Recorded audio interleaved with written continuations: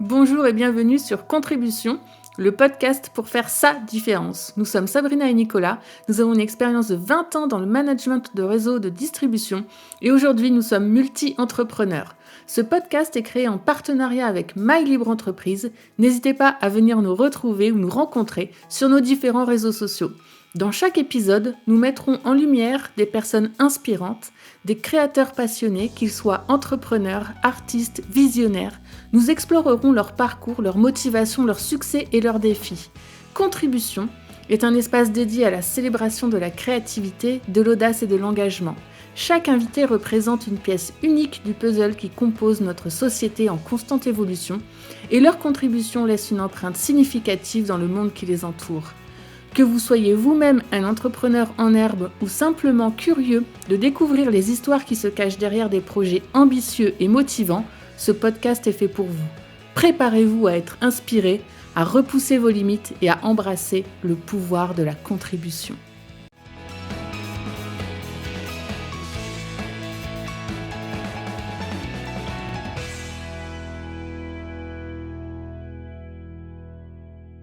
Hello, donc on se retrouve aujourd'hui pour notre troisième épisode et pour l'occasion nous avons la joie de recevoir un invité spécial, un magicien mentaliste conférencier, parfois pickpocket pendant ses spectacles, vous aurez l'occasion peut-être de le découvrir.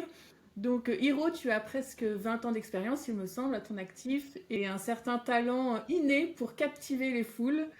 Tu es maître dans l'art de l'illusion et tu mêles particulièrement bien, habilement la magie à la psychologie. Que ce soit pour des événements familiaux, comme les mariages par exemple, ou bien au cours d'événements professionnels. Nous, c'est dans ce cadre-là qu'on a eu l'occasion de te rencontrer dans un premier temps. Tu as également monté une école de magie. Tu as la capacité de lire dans les pensées et d'influencer un peu les choix des autres.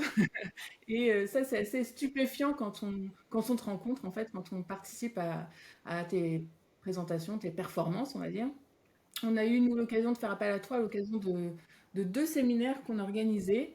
Et c'était soit en petit comité ou en plus grande salle avec plusieurs centaines de personnes. Et tu as toujours su captiver ton auditoire, hein, qu'on soit peu nombreux ou en plus grand nombre.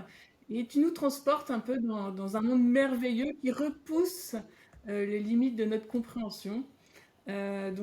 Hiro, bienvenue sur Contribution, le podcast pour faire sa différence. On te souhaite la bienvenue et on te remercie du temps que tu nous accordes pour cet épisode. Pour entrer dans le vif du sujet, ce que je te propose, c'est peux-tu nous dire ce qui t'a amené à la magie, qui est Hiro et comment tu es arrivé sur ce parcours en fait? D'accord, bien sûr. Bah, déjà, merci Sabrina pour cette introduction élogieuse. Tu m'as mis la pression déjà.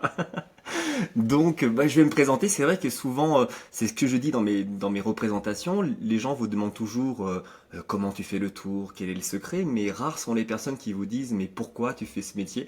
Donc là, la question elle est excellente et je vais avoir l'occasion de partager avec vous cette question. En fait, je dis souvent que c'est vraiment le hasard qui m'a amené à ce métier parce que je ne suis pas né magicien. Les gens pensent que la magie c'est quelque chose qui se transmet, ce sont des pouvoirs, c'est quelque chose. D'ailleurs, que c'est ce à quoi je pensais quand j'étais petit, que la magie était inaccessible. En fait, je me posais même pas la question d'être magicien parce que pour moi, c'était pas possible. Et en réalité, je dis que c'est le hasard. Et quand j'écoute mes parents me disent, bah non, en fait, c'est pas par hasard. J'ai toujours su que tu allais devenir magicien. Je vais te raconter une petite anecdote, puisque je crois qu'on est là pour ça. Moi, je suis venu en France à 5 ans. Voilà, j'ai eu un très beau tour de magie parce que j'ai eu la chance d'être adopté par des parents incroyables en France. Et je suis venu à 5 ans. Et c'est ma maman qui me disait que j'avais un talent pour la magie parce que on était en Bretagne, on pêchait les crevettes. Voilà. Et je voyais mon père et mon grand frère qui arrivaient à prendre les crevettes dans les cours, les petits ruisseaux là que crée la mer.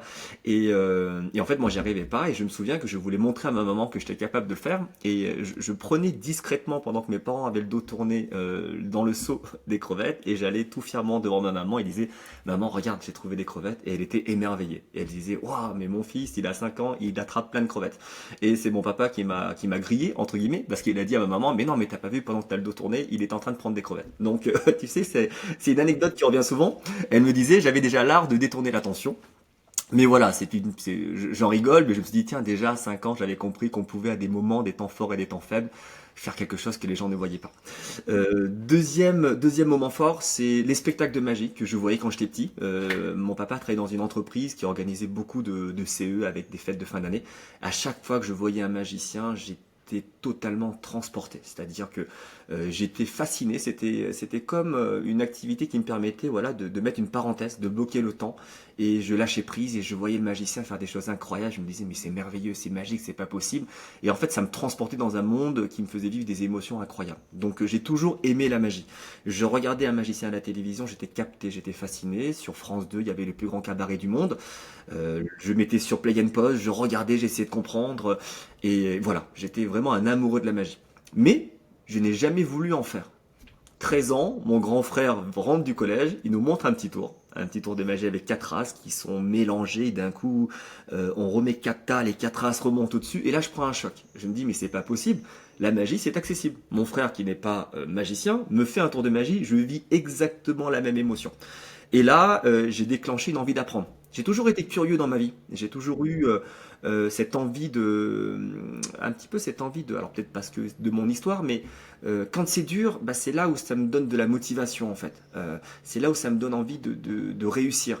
Je me rappelle, je faisais aussi à l'époque des yo-yo. Je sais pas si vous avez connu des yo-yo avec des roulements à billes. Et ma mère me disait, mais comment c'est possible que tu passes 4 heures, je me rappelle, la nuit, à essayer de faire la tour Eiffel avec le yo-yo qui se balance. Et en fait, ça a toujours fait partie de mon ADN de me dire, c'est magnifique, j'aime ça, je veux réussir. Et à ce moment-là, je déclenchais un processus pour dire, bah, en fait, je peux pas arrêter tant que je n'ai pas réussi.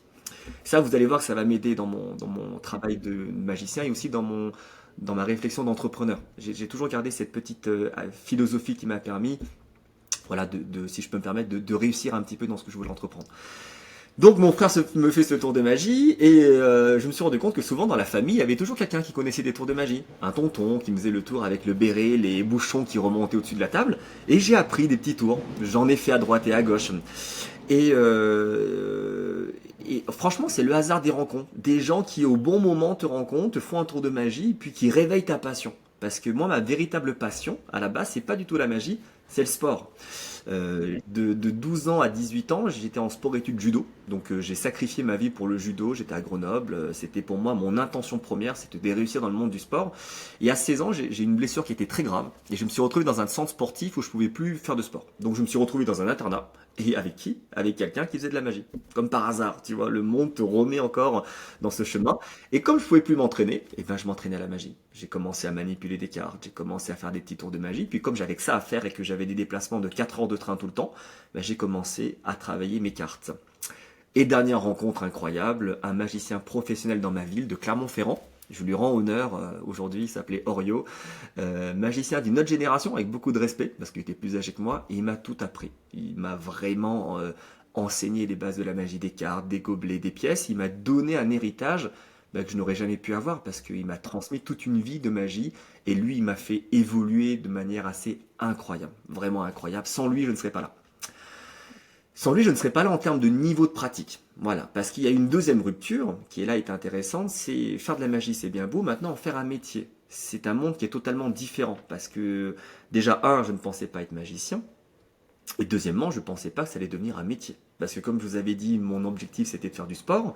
J'ai raté ma vocation sportive en tant que sportif, entre guillemets de haut niveau, mais je suis devenu professeur d'EPS. Donc je suis allé dans l'enseignement, donc j'ai toujours resté dans le monde du sport, de la performance, tout ça.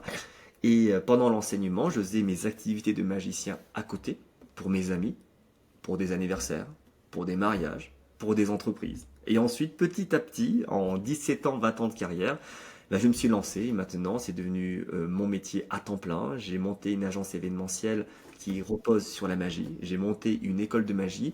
Je fais maintenant des conférences avec le but, c'est d'inspirer les gens sur ce qui m'a permis d'être plus performant dans mon domaine d'activité, mais aussi dans ma réflexion d'entrepreneur, puisque je crois qu'on est le fruit de nos expériences et j'ai appliqué les méthodes que j'ai eues dans mon enfance pour permettre de pas faire comme les autres, de faire comme je le sens et surtout j'ai beaucoup utilisé le modèle sportif pour réussir à atteindre mes objectifs dans la planification, dans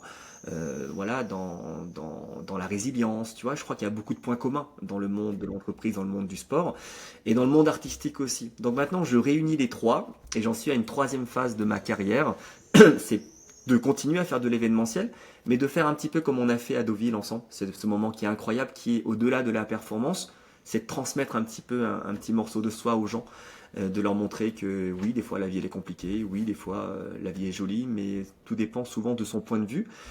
Et c'est surtout lorsque les choses sont compliquées qu'on doit apporter cette petite touche de magie pour voilà. Ce qui nous a plu, c'est cet état d'esprit justement qu'on a senti dans nos premières connexions ensemble. Aujourd'hui, le monde de la magie, c'est un univers qui existe depuis plusieurs siècles. En France, il y a eu beaucoup de magiciens connus, reconnus, il y a des écoles. Comment toi, tu vois l'évolution de cette industrie et notamment avec l'arrivée du numérique? Parce que est-ce que tu penses qu'on peut faire de la magie à distance derrière un écran? Et comment tu vois un peu l'évolution avec la crise Covid et tout ça? Ça a dû aussi un petit peu bouleverser les gens qui travaillaient de façon traditionnelle sur le terrain. Est-ce que tu as un petit mot à nous communiquer par rapport à ça?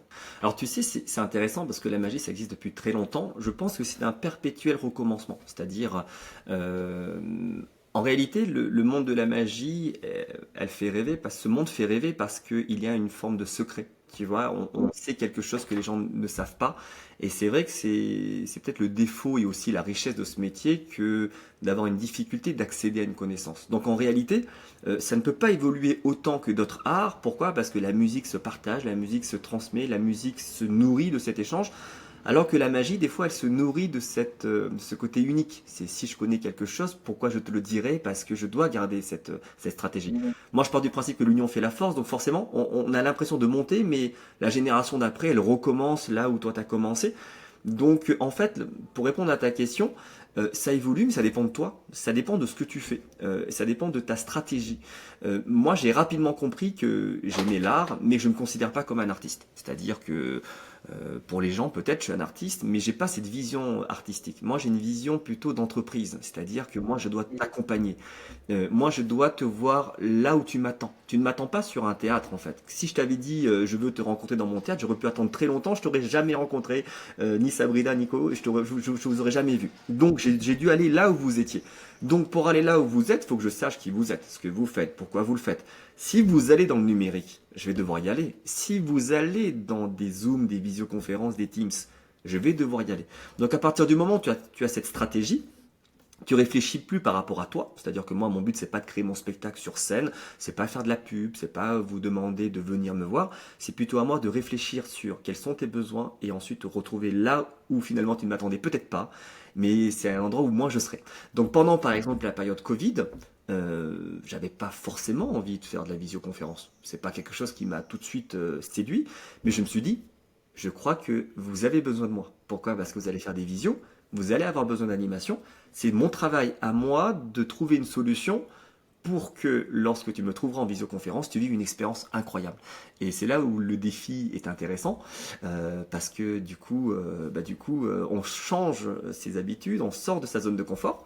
Mais j'ai toujours été habité par cette idée, c'est quels sont les besoins de mon public. Donc actuellement, oui, un artiste doit aller dans le numérique, doit créer des tours originaux, technologiques, parce que les sociétés vous demandent de parler de transition numérique, de démarche RSE. Donc là, on crée des numéros de magie avec une démarche plutôt environnementale. Donc comment un magicien s'engage dans une responsabilité sociétale? Donc voilà. Mais si tu n'as pas cette réflexion artistique, j'ai l'impression que finalement, on s'isole du monde de l'entreprise et puis on fait ce qu'on fait. Voilà, on prend une petite balle en mousse, on la met ici, la balle disparaît. Tu vois, c'est magique et je suis content. Mais en quoi ça apporte quelque chose à ton entreprise? Donc moi, j'essaye de ne plus faire ça. Bien sûr, je le fais pour atteindre notre objectif qui est de répondre à des enjeux. Donc oui, je me numérise fortement. Je garde mes premiers amours qui est la magie avec des cartes. Regarde, j'ai encore ma baguette magique, tu vois. Donc je garde ce côté ancestral et traditionnel et j'essaye d'innover. J'essaye d'aller dans le digital, dans le numérique, dans la réalité augmentée. Et avec une volonté, non pas de te faire plaisir, mais de trouver et de répondre à un besoin de ton interlocuteur. Exactement. Et en réalité, je trouve plaisir dans ce besoin. C'est-à-dire que mon métier, il a toujours été d'apporter une réponse aux gens. Voilà, j'éprouve beaucoup de satisfaction à me dire que le client est content qu'on ait trouvé une solution à son événement, qu'on ait apporté un message. Tu vois, ce soir, je travaille pour une société. Je n'y vais pas pour mettre en avant la magie. J'y mets pour mettre en avant leur philosophie. comment tu fais pour te réinventer? Où est-ce que tu vas chercher les idées pour créer des tours ou, C'est une bonne question. Alors, j'ai quand même une équipe d'artistes qui travaillent avec moi, donc on réfléchit tout le temps. Créer, c'est compliqué. Créer, voilà, c'est comme dans la musique des Beethoven, des Mozart, des Bach, il n'y en aura pas 150. Par contre, recomposer, c'est plutôt facile, parce que si tu as appris le solfège et que tu es à l'aise avec les accords, à l'aise avec les techniques, tu peux reprendre inspiration des différents auteurs et ensuite essayer de composer. Donc à l'heure actuelle, je ne suis pas un créateur. C'est-à-dire que c'est compliqué de se dire, tiens, je vais créer un effet, c'est un métier à part entière. Je vais créer un effet. Par contre, où j'arrive à me différencier, c'est de donner du sens à ce que je vois et de ne pas me dire bêtement, je recompose, je refais ce que les gens font. J'essaye vraiment de trouver du sens, de l'adapter, de le modifier, de l'épurer et ensuite de le combiner avec d'autres effets. Et c'est là où j'arrive à adapter mon travail de création, c'est de trouver tout de suite le lien entre ce tour de magie et le monde de l'entreprise. Et à partir de là, je tisse des liens. Donc je crée beaucoup en regardant, en observant, pas que les magiciens, mais aussi les différents arts, les arts visuels, beaucoup aussi les comédiens. Je regarde beaucoup le théâtre, le cinéma, et j'essaye voilà, de m'inspirer de ces personnes et de créer des tours. Bah, nous, ce qui nous a beaucoup interpellé, et tu le disais au début de cette intervention, cette capacité que tu as, non pas juste à faire de la magie, mais utiliser la magie comme un outil, un tremplin, je ne sais pas comment le dire, pour ramener des messages, pour marquer les esprits. Et à chaque fois, dans toutes les performances ou les prestations que tu as pu faire avec nous, il y avait toujours cette volonté, derrière chaque tour, de passer un message qui reste et d'amener quelque chose au niveau de l'état d'esprit et de l'attitude. Et tu sais que nous, on bosse dans cet univers depuis 20 ans, on accompagne des gens dans l'entrepreneuriat, l'état d'esprit et tout ça. Et comment t'es venu, je sais que tu fais des formations aussi, cette notion justement d'allier ces deux parties. En réalité, tu sais, on peut se poser deux questions. La première question, c'est est-ce que je l'ai travaillé pour atteindre cet objectif? Est-ce que mon but, c'était de faire des conférences, des séminaires, et du coup, j'ai construit un spectacle pour ça?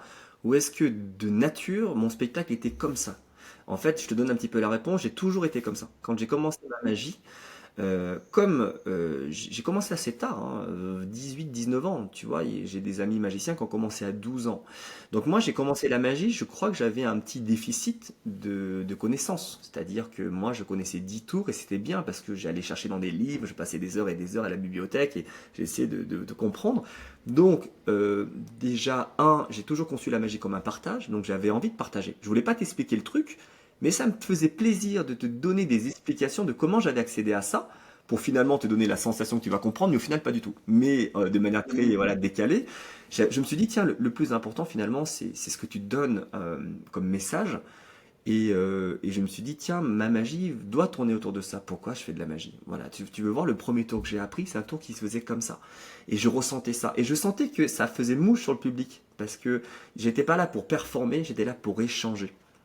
Et aussi, j'ai oublié de te dire, pendant ma formation de prof, j'ai fait une formation de sophrologue qui m'a beaucoup aidé à travailler sur la connaissance de soi, donner du sens, la portée des mots, des messages.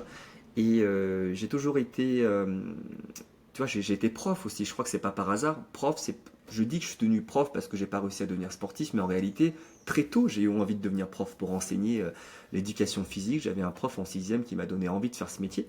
Donc j'ai toujours été tourné vers le partage, dans l'art de faire son métier. Et en fait, un beau jour, je me suis rendu compte que mon spectacle était déjà fait pour l'entreprise. Donc je me suis très vite téléporté dans l'entreprise sans travailler, parce que j'avais déjà un spectacle, il fallait juste remanier certains éléments de langage, mais j'étais fait déjà pour partager, donner du sens. J'adore le Petit Prince. Je me suis dit, bah oui, je dois parler du Petit Prince dans mon spectacle de magie. Voilà, ce qui est essentiel est souvent invisible. On ne voit qu'avec le cœur et que souvent le point de vue peut changer entre l'âme d'enfant et l'âme d'adulte. Et je me suis dit, ah, c'est marrant, mon public, il est un peu comme ça. Je vais reprendre cette histoire. Donc cette envie aussi de raconter, de partager, me facilite dans ce travail, dans cet exercice. Et je pensais, tu vois, que c'était assez naturel, mais en réalité, tout le monde ne fait pas cet exercice. Et c'est ce qui m'a apporté ce côté assez original. C'est Hiro, c'est un magicien, il fait des tours de magie, mais au-delà de la performance, il essaie de nous partager quelque chose. Voilà, c'était plutôt. C'est à partir d'une intention naturelle. Je ne l'ai pas forcé. Je crois que si tu le forces, les gens le ressentent un petit peu. Mais quand nous on s'est rencontrés, on a parlé des heures et des heures sur des débats, des choses qui sont différentes. Et c'est ça aussi la magie. Ouais, tout à fait. Sur un parcours, un chemin de vie ou professionnel aussi, eh bien, on fait tous des erreurs. Si tu devais citer ta plus belle erreur, quelle serait-elle? Ma plus belle erreur, c'est peut-être de ne pas m'être lancé plus tôt, tu vois. Mais non, c'est pas une erreur parce que je suis le fruit de ce temps de travail. Je pense que la plus grande erreur que j'ai, c'est de ne pas avoir été assez, peut-être, enfin, de penser que la vie est comme un escalier, c'est exponentiel. Et de se dire qu'on ne peut pas sauter des étapes. On se dit on doit faire sa propre expérience. Tu sais, Confucius disait la lanterne de l'expérience n'éclaire que celui qui la porte. J'ai souvent été comme ça. Alors peut-être à défaut aussi parce que j'ai pas réussi à trouver les gens qui m'ont donné un petit peu de lumière parce que c'est un monde où tu dois faire tes armes et en même temps, enfin tes preuves. Et en fait, c'est ces preuves qui t'enrichissent. Mais je pense que j'aurais dû, peut-être, si je devais refaire quelque chose, des fois aller un peu plus vite, c'est-à-dire être pas opportuniste, c'est peut-être pas le bon mot, mais j'ai peut-être été trop, comment dire, peut-être humble dans le sens où non, j'ai pas envie de me montrer. Alors qu'il y a des moments où j'aurais dû me montrer. Il y a des moments où j'aurais dû y aller. Et dans ma philosophie, je me suis dit, et c'est une philosophie qui marche bien, hein, je me dis les choses doivent se faire quand elles doivent se faire. Et je trouve que c'est bien, parce que quand ça doit se faire, ça doit se faire. J'aime bien cette expression sur la chance quand les gens te disent ah, t'as de la chance. Alors je crois que tout le monde a de la chance. Mais il y a des gens qui, au moment où la chance arrive, sont incapables de la voir. Il y a des gens qui, au moment où la chance arrive, ils se disent tiens, c'est ma chance, je la prends. Donc je pense que je fais partie, avec beaucoup de chance, de cette partie de la population qui arrive à prendre la chance au bon moment. Mais il y a des fois où je me suis rendu compte, maintenant ça arrive, on la provoque cette chance. Et ça, c'est intéressant. Parce que je suis à un moment de ma vie où je me dis, tiens, j'arrive à provoquer des moments, mais j'aurais pu le faire plus tôt. Mais je le regrette pas. Tu vois, par exemple, moi, je ne démarche jamais. Tu vois, c'est quand même assez intéressant. Je n'appelle pas les gens en disant bonjour, je m'appelle Hiro, je suis magicien, je fais ça depuis 17 ans. Est-ce que vous seriez intéressé? J'ai jamais démarché de ma vie et pourtant je travaille beaucoup. Je travaille même des fois un petit peu trop, tu vois. Et je me dis, mais si j'avais démarché, j'aurais ouvert d'autres portes. Donc voici peut-être une erreur que je n'ai pas faite, c'est de ne pas avoir démarché. Voilà. Mais je ne regrette pas parce que le résultat est quand même bon, mais peut-être que j'aurais vécu quelque chose de plus rapide. Voilà. Tout à fait. Mais on dit des fois j'ai de la chance ou j'aide la chance. Oui, très joli. Très joli. C'est intéressant. Et donc la première fois qu'on s'est eu, Sabrina est tombée par hasard sur une de tes vidéos. On cherchait une animation pour venir à Nantes. C'était pas la porte à côté, c'était sur l'été. Et quand on a échangé, le courant est tout de suite passé. On a échangé peut-être quelques petites citations philosophiques et puis on a vu que ça connectait. Et tu as trouvé le temps de te libérer. Nous, quelque part, on t'avait dit, nous, on veut Hiro. C'est Hiro qu'on a vu. La dernière fois qu'on s'est vu physiquement, c'est il y a quelques jours maintenant, sur le mariage Absolument. d'un couple d'amis proches qui t'ont vu à Deauville et qui ont dit nous on veut Hiro. Et je sais que tu travailles avec des collaborateurs. Comment tu gères cette partie de ton activité où les gens ils veulent quelqu'un en particulier? Et comment tu imagines la suite? Parce que c'était un des échanges qu'on avait eu ensemble il y a quelques semaines de ton activité pour pouvoir, je sais pas, transmettre, dupliquer et avancer dans ce domaine. Alors, en fait, tu as aussi deux points de vue. Le premier point de vue, c'est l'ego, c'est de se dire il veut l'héros parce qu'héros est particulier. Donc ça, si tu commences à réfléchir comme ça, c'est vrai que tu te dis, bah mince, les gens sont différents, ça marchera pas. Il y a aussi un point de vue, et je pense vraiment que les gens veulent Hiro parce qu'ils ont vu Hiro. S'ils avaient vu Alexandre, s'ils avaient vu quelqu'un d'autre, s'ils avaient vu d'autres magiciens, ça aurait été l'inverse. Et comment je le sais? Parce que quand j'envoie un magicien, ça se passe très bien, les gens veulent ce magicien. Donc j'ai appris à rassurer les gens en leur donnant, en jouant sur mon image, parce que mon image est plutôt rassurante, puisque j'ai toujours été bienveillant. Si par exemple vous m'appelez pour un événement et que je suis vraiment pas disponible, vous le saurez que je suis pas disponible parce que je pourrais pas faire autrement, mais je vais mettre ma parole en jeu en vous disant, écoutez, j'ai une équipe de magiciens, vous pouvez avoir ma garantie professionnelle et ça va super bien se passer. Et ça rassure les gens. À l'heure actuelle, je fais travailler beaucoup de magiciens sur ce côté rassurant. Ils me connaissent.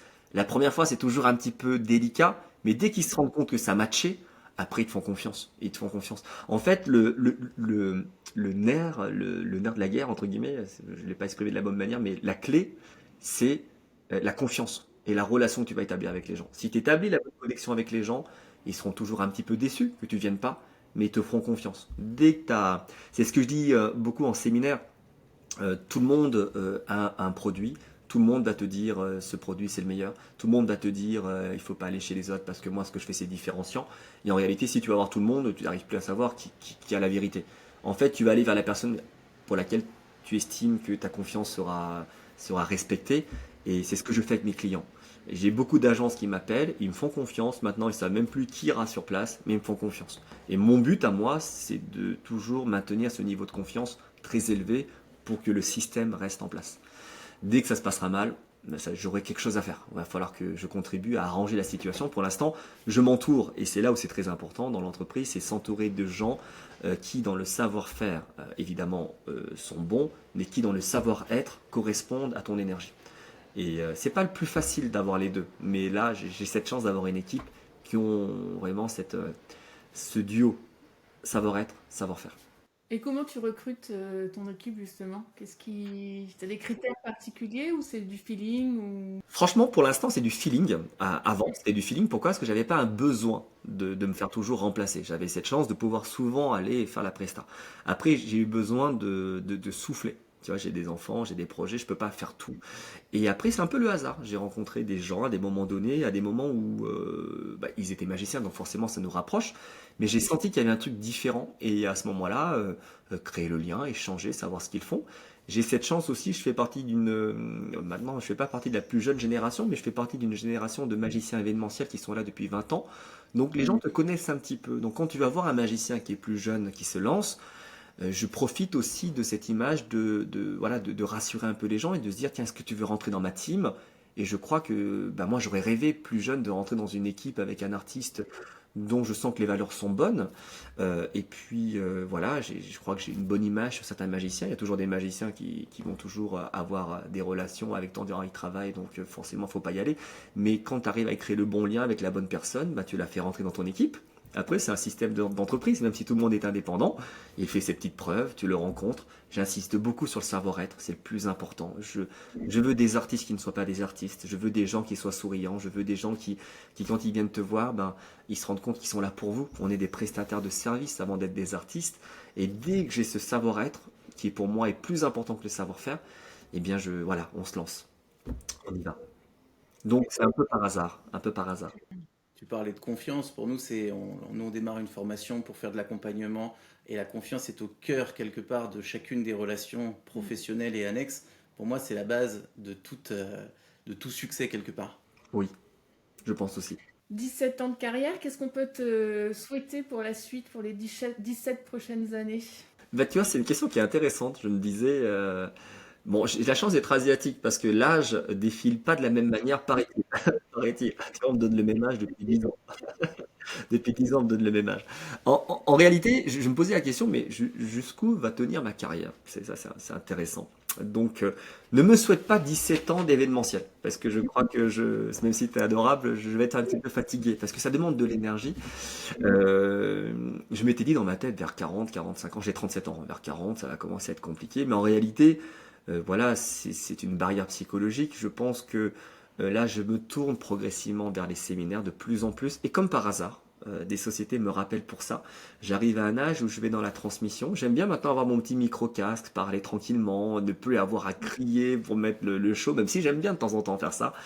Mais je pense que ce qu'il me faudrait me souhaiter, c'est de retrouver voilà, cette symbiose, cette ikigai, tu vois, cette raison d'être qui fait que je suis le produit de mon expérience. J'ai performé pendant longtemps, et j'ai échangé, maintenant je performe et j'échange.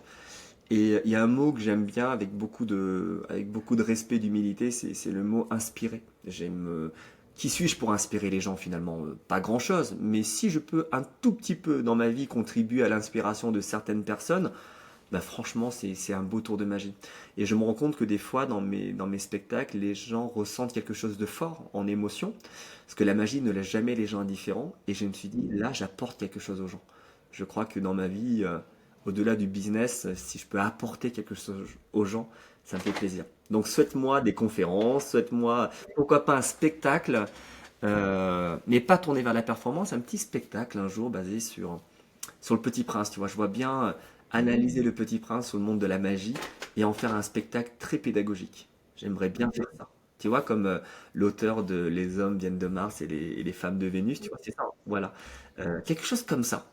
Mais c'est compliqué à écrire. C'est compliqué à écrire et je le ferai dans quelques années. Tu vois, je je vais commencer à me lancer dans ça. Où est-ce qu'on peut te retrouver si des gens veulent connecter avec Hiro sur tes réseaux sociaux? Est-ce que tu as un site internet? Comment les gens peuvent aller te découvrir davantage? Alors, Hiro, c'est mon prénom coréen. Voilà, donc ça se prononce Hiro et I-L-O. Donc moi, quand j'ai fait mon site, mon prénom français c'est Loïc, et je me suis dit, tiens, Hiro, ça sonne quand même mieux asiatique, hein, je pense. Donc j'ai les japonisé un petit peu, j'ai rajouté un H. Donc mon prénom c'est Hiro, H-I-R-O, et mon site internet c'est Hiromagie. Donc j'ai créé ma société sous ce nom, Hiromagie, hiromagie.fr, sur LinkedIn Hiromagie, sur Instagram Hiro et Magie. Donc dès que tu as retenu mon prénom, tu me retrouves assez facilement partout. J'ai une dernière question. En tout cas, merci de t'être pris au jeu de répondre à nos questions sans les connaître avec spontanéité.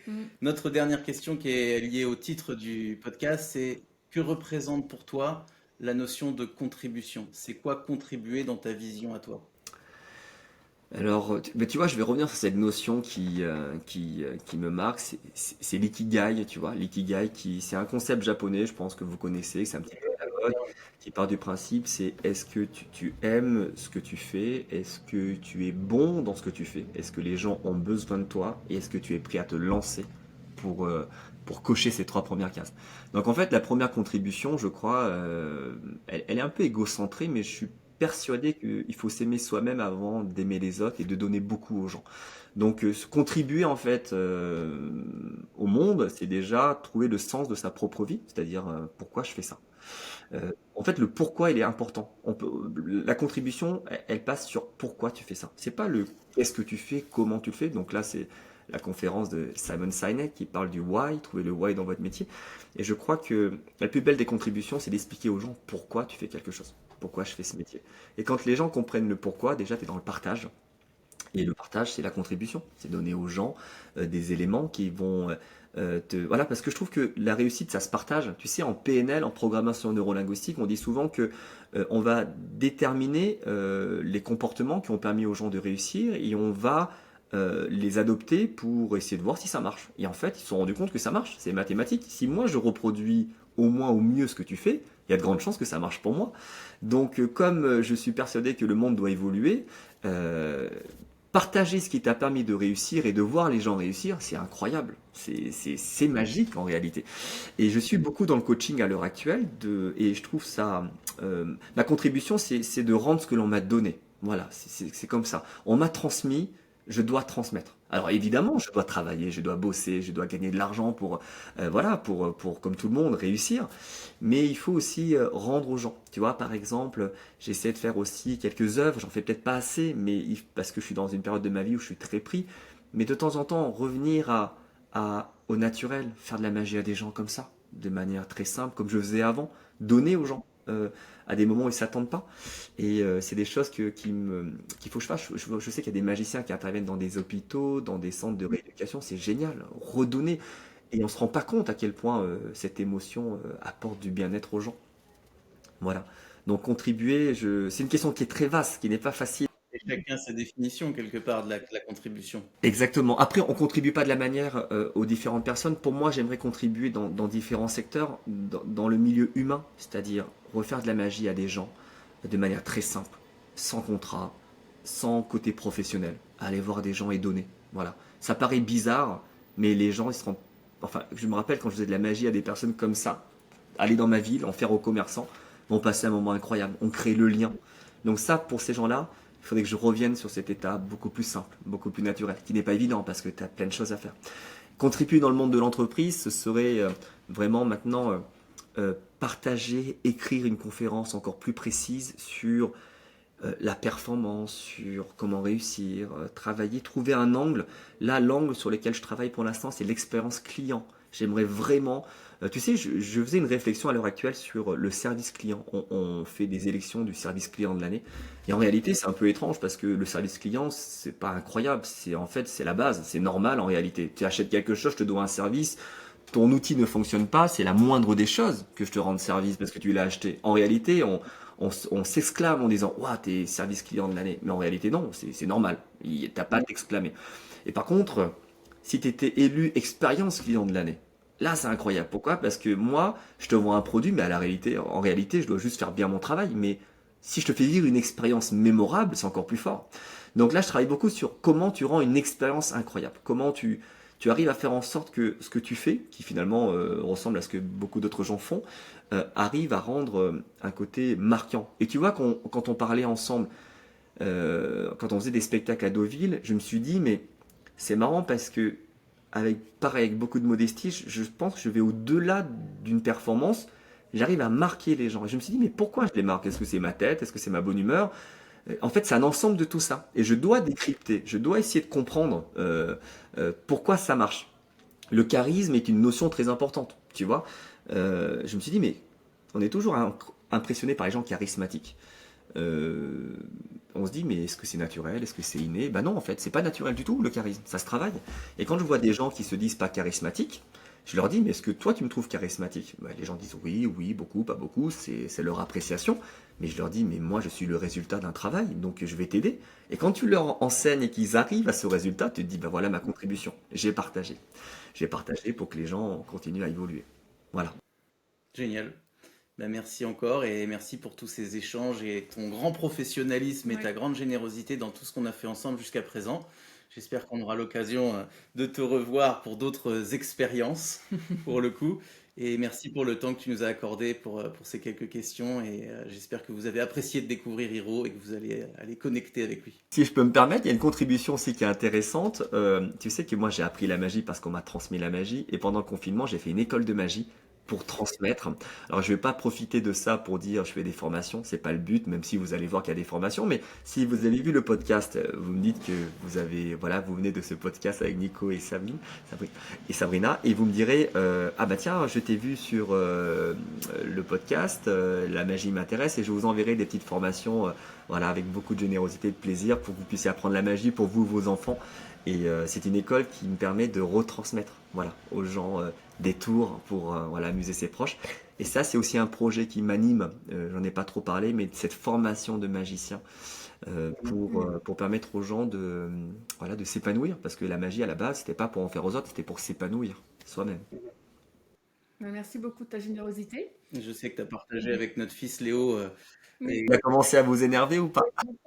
Il nous a pas montré encore, mais parce que lui, comment on dit, un perfectionniste, tu vois. Il Donc, faut d'abord que tout soit maîtrisé avant que ça devienne public, mais il est dessus et merci de ce partage. Donc n'hésitez pas à faire un petit message Hiro. à Hiro pour ça. Merci beaucoup. C'est moi. À bientôt. Salut, bonne journée.